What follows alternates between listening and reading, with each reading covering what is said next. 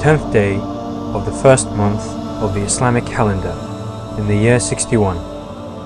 On the hot desert plains of Karbala, a small city just south of the current Iraqi capital of Baghdad, a small group of 73 noble individuals were massacred by an army of 70,000.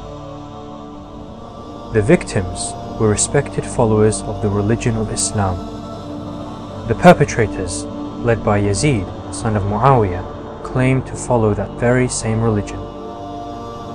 The leader of the small group of men, women and children was the grandson of the Prophet Muhammad, Hussein, son of Ali.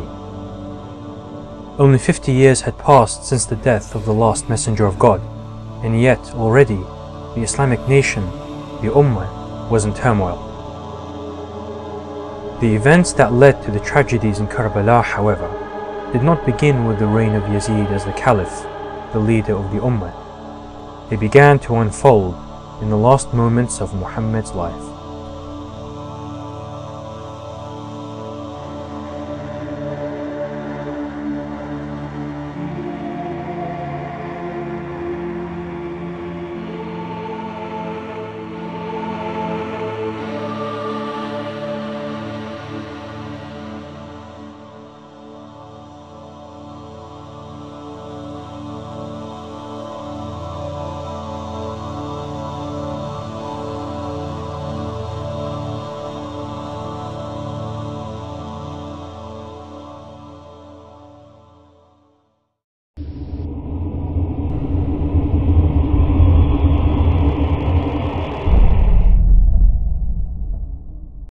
In the 11th year of the Islamic calendar, in the holy city of Medina, the Prophet Muhammad was nearing the end of his life.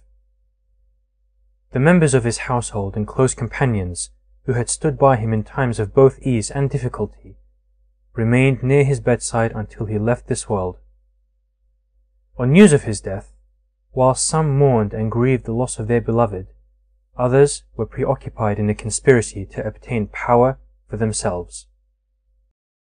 You would imagine that this person, being on his deathbed, having warned the people on so many different occasions of his impending passing away, you would imagine that there would be a very large crowd of people surrounding him, attending to his every wish and his every request, basically praying for his quick recovery. And yet, when you look at historical accounts, you see a very different picture.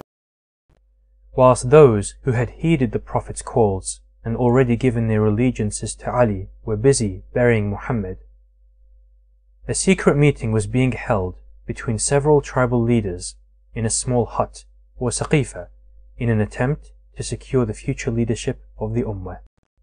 These leaders all sought to grasp the rulership of the Islamic nation, in turn ensuring that only they were the sole beneficiaries of power. Initially what happened was there was a conspiracy to conceal the Prophet's death. There were calls made that anyone claiming that the Prophet has died will be beheaded. In other words, the idea was to contain the situation, control the emotional outpour that would inevitably ensue after the Prophet's martyrdom or passing away, and the idea was to contain all of that until some sort of an interim government was in place. It wasn't a democratic process. It wasn't a lobbying process taking place. It was essentially a bunch of people fighting one another over the opportunity to fill that void. Those who remained loyal and thought that we have already paid allegiance to Ali. How could we discuss other things and try to rethink about it? And they refused to pay allegiance to, or to even take part in this sort of discussion. Upon hearing of the meeting that took place at Saqifa, Ali and his loyal supporters gathered at his house to discuss the situation at hand. The tribal leaders, who had by now chosen Abu Bakr as the new Caliph of Islam, took it upon themselves to obtain Ali's allegiance, if necessary, by force. There was an ambush that took place against the house of Imam Ali. And the really tragic aspect of this is that Imam Ali was not just any other companion to the Prophet. He was not just the closest friend to the Prophet. He was not just the one who was raised by the Prophet himself. He grew up in the house of the Prophet of Islam. The Prophet was his caretaker. But not only was he that close to the Prophet, he was also the husband of the Prophet's only daughter, the chief and the mistress of the women of the world, Lady Fatima, may Allah's peace and blessings be upon her.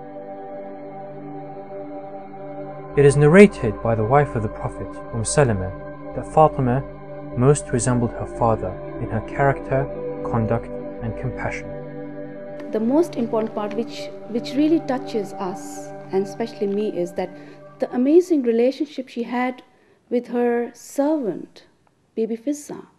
That Bibi Fatima had told Bibi Fizza that, look, you are in my house, you have brought in this house as a servant, but one day you will work and I will rest, and one day I will work and you rest.